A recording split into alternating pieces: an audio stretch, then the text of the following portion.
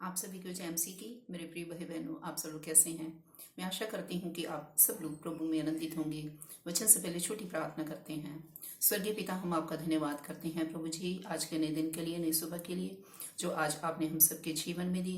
पवित्र आत्मा आज के पवित्र वचन के लिए मुझे इस्तेमाल करें, सबके मन हृदय को खोलें ताकि आज के पवित्र वचन के द्वारा सबके जीवन में आशीष आने पाए। प्रभु यीशु मसीह के नाम से इस प्रार्थना को मांगते हैं। आमीन, आमीन और आमीन। हालेलुया। परमेश्वर के लोगों, आज हम वचन से सीखेंगे प्रभु मूसा से कैसे बातें करता था। Hallelujah. How did God talk to Moses. मेरे साथ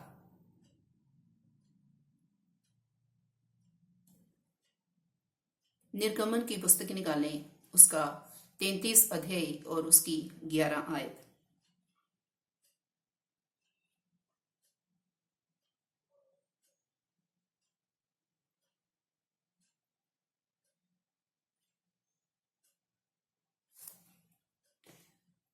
और यहोवा मूसा से इस प्रकार आमने सामने बातें करता था, जिस प्रकार कोई अपने भाई से बातें करे।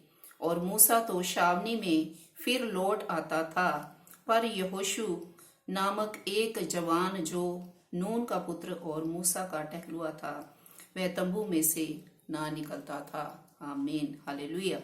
परमेश्वर के लोगों, परमेश्वर के वचन में लिखा है कि यहोवा परमेश्वर मूसा से कैसे बातें करते थे? आमने सामने होकर। हालेलुया। जैसे एक मित्र दूसरे मित्र से बातें करता है। और मूसा परमेश्वर का रूप निहारने पाता था, क्योंकि परमेश्वर के लोगों, परमेश्वर मूसा से बहुत ही प्रेम करता था। मूसा का स्वभाव हम वचन में देखते हैं, बाइबल में देखते हैं कि उसका स्वभाव जो था वो बहुत ही नम्र था। वो परमेश्वर से प्रेम करता था, परमेश्वर की आज्ञाओं का पालन करता था और प्रभु के वचन के अनुसार अपने जीवन को जीता था। हालेलुया। जैसे गिनती की पुस्तक में भी देखें, उसके 12 अध्याय में लिखा है, उसकी 6 आयत में लिखा है, तब यहोवा ने कहा, मेरी बातें सुनो, यदि तुम में कोई भविष्यद्वक्ता हो तो उस पर मैं यहोवा दर्शन के द्वारा अपने आप को प्रकट करूंगा, जहाँ स्वप्न में उससे बातें करूंगा। हालेलुया। परमेश्वर ने वचन में लिखा है कि परमेश्वर कहते हैं कि मैं भविष्यद्वक्ता के साथ कैसे बातें करता हूँ? दर्शन के द्वारा, जहाँ स्वप्न के द्वारा मैं उन पर अपने भेदों को खोलता हूँ, अपने वचन से उनसे बात करता हूँ। लेकिन आगे 7 आयत में लिखा है, परंतु मेरा दास मूसा ऐसा नहीं है, वह तो मेरे सब घराने में विश्वास योग्य है। हालेलुया। कैसा था मूसा? वो विश्वास योग्य था। वो परमेश्वर पर पूर्ण विश्वास करता था। हालेलुया। 8 आयत में लिखा है, उससे मैं गुप्त रीति से नहीं परंतु आमने सामने और प्रत्यक्ष होकर बातें करता हूँ, और वह यहोवा का स्वरूप निहारने पाता है। इसलिए तुम मेरे दास मूसा की निंदा करते हुए क्यों नहीं डरे। हालेलुया। परमेश्वर के लोगों, परमेश्वर मूसा से बहुत ही ज्यादा प्रेम करते थे और उससे ऐसे बातें करते थे जैसे एक मित्र दूसरे मित्र से बातें करता है। परमेश्वर प्रत्यक्ष रूप से उससे बातें करते थे। हालेलुया। इसलिए परमेश्वर के लोगों, हमारा स्वभाव भी जो है वो परमेश्वर को पसंद आने वाला होने पाए। अगर आप चाहते हैं कि परमेश्वर आपसे भी बातें करे, वो परमेश्वर आपसे भी बातें करना चाहता है। हर एक से परमेश्वर बातें करना चाहता है, लेकिन कैसे परमेश्वर, ये परमेश्वर के ऊपर डिपेंड करता है कि परमेश्वर हमसे कैसे बात करेगा।